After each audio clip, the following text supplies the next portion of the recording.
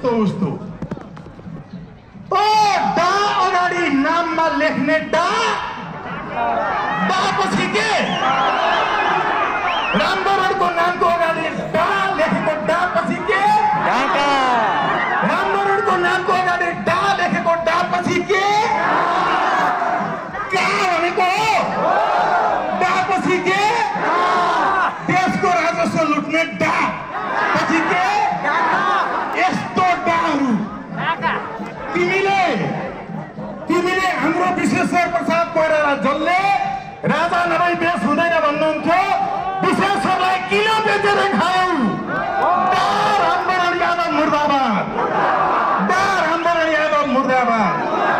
अब हेर्नुहोस् त्यसैले यो नेपाली कांग्रेसको पार्टीको नाम अगाडि लेखेको नेपाली आजदेखि खारेज हो विदेशी कांग्रेस। नेपाली कांग्रेस के हो विदेशी कांग्रेस। अनि नेकपा एमालेको अगाडिको ने लेखेको नेपाल कम्युनिस्ट पार्टीको नेपाल के भयो खारेज हो त्यो विदेशी एमाले हो। मैले भनेको सुन्दै थिए अनपढ ओलीले के भन्दै थिए ती मूर्खलाई मेरो हजुरबाको पुस्तालाई नपढेको भनेर ढाँटेर उनले के भने यो भूत राज संस्थाको एकचोटि गएपछि फर्किँदैन हामीलाई भूत भन्थे।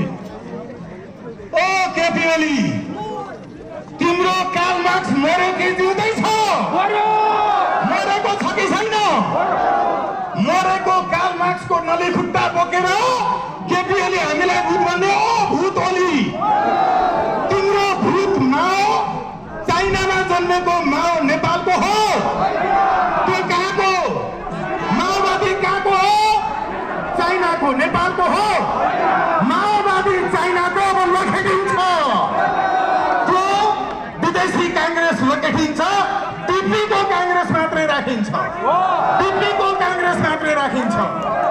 अब सँगसँगै त्यो रसियामा जन्मेको लेनिन मरिसक्यो त्यो भूत बोकेर नआऊ त्यो चाइनाको माओ मरिसक्यो त्यो चाइनाको माओवाद नेपालको हुन सक्दैन।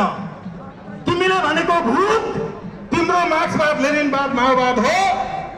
हाम्रो राजा जिउँदै छन् हाम्रो राजा जिउँदै छन् हाम्रो राजा जिउँदै छन् नारायण हिटी आउँदैछन् नारायण हिटी आउँदैछन् विदेशी दलालहरू मुर्दाबाद।